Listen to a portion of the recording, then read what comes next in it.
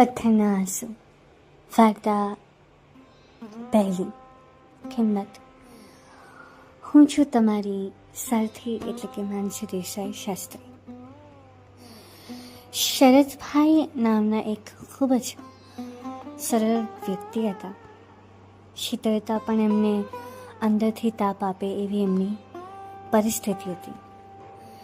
Railway સ્ટેશનનું અંધાર્યું parking અને મનોદશા એવી કે દીકરીના લગ્નની કંકોત્રીઓ વહેંચીને પાછા ફર્યા હતા. ખિસ્સામાં રહેલા છેલ્લા 700 રૂપિયા અને ફાટેલું પાકીટ તેમની લાચારીનું પ્રતીક બન્યું હતું. શરદભાઈએ સ્કૂટર સ્ટેન્ડ પર લગાવ્યું. આખા દિવસના પ્રવાસ પછી પગ ધ્રુજતા હતા.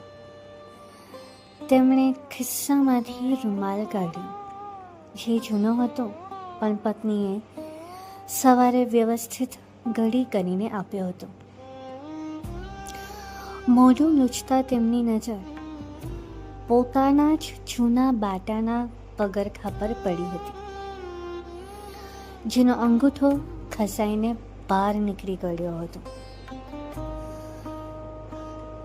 હવે પપ્પા, લગ્નમાં તમે નવા સૂટ સાથે પેલા બ્રાન્ડેડ શૂઝ પહેરજો પ્લીઝ. દીકરીના આ શબ્દો તેમના કાનમાં ગુંજ્યા. તેમણે હસીને હા પાડી. પણ હમણાં જ કંકોત્રીના લિસ્ટમાં કેટલાક વ્યવહારો બાકી છે એ ગણતા તેમનું ગણિત ખોટું પડતું હતું. પાર્કિંગના વોચમેને પૂછ્યું, શેઠ થાકી ગયા? મોઢું કેમ પડી ગયું છે તમારું? શરદભાઈએ કૃત્રિમ હાસ્ય સાથે જવાબ આપ્યો, ના ના ભાઈ, હા તો દીકરીના લગ્નની ખુશી છે એટલે ઊંઘ પૂરી નથી થતી.